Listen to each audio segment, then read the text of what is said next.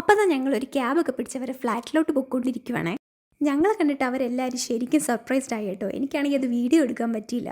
നന്ദു ആണെങ്കിൽ രാവിലെ തന്നെ സ്കൂളിൽ പോകാനായിട്ട് റെഡി ആവുകയാണ്. അവിടെ നിന്ന് കുറച്ചേ ഉള്ളൂ കേട്ടോ. ഞങ്ങളാണെങ്കിൽ താഴെ അവൻ്റെ സ്കൂൾ ബസ്സിൽ കൊണ്ടാക്കാൻ വേണ്ടിയിട്ട് പോവുകയാണ്. ഞങ്ങളവിടെ നിന്നപ്പോൾ തന്നെ കുറേ സ്കൂൾ ബസ് അങ്ങോട്ടും ഇങ്ങോട്ടും പോകുന്നുണ്ടായിരുന്നു കേട്ടോ.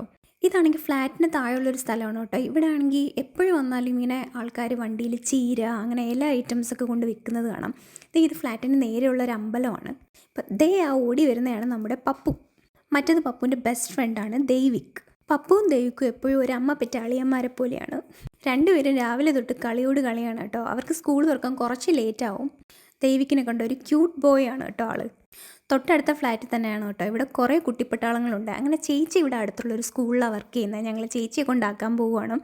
ഇതൊരു ആൽമരമാണ്. ഇതിൻ്റെ താഴെ അമ്പലം എടുത്താണ്ട് തന്നെ ഇവിടെ കുറേ ഫ്ലവേഴ്സൊക്കെ കൊണ്ട് വിൽക്കുന്ന ആൾക്കാരുണ്ട്. അങ്ങനെ അതേ ചേച്ചിയുടെ സ്കൂളെത്തി. പിള്ളേരെല്ലാം വരിയായി നിൽക്കുന്നുണ്ട് അവിടെ അസംബ്ലിക്ക്. അപ്പം ഞങ്ങളിതാ വൈകിട്ടത്തെ ഫംഗ്ഷന് വേണ്ടിയിട്ട് ഒരു സ്നാക്ക് പാർട്ടി ഉണ്ട്, ബർത്ത്ഡേ ഫംഗ്ഷൻ്റെ. അപ്പോൾ അതിന് വേണ്ടിയിട്ട് കുറച്ച് സാധനങ്ങൾ നോക്കാൻ വന്നതാണ്. ഇത് അവിടുത്തെ രാജാവാണെന്ന് തോന്നുന്നു, എനിക്കറിയില്ല.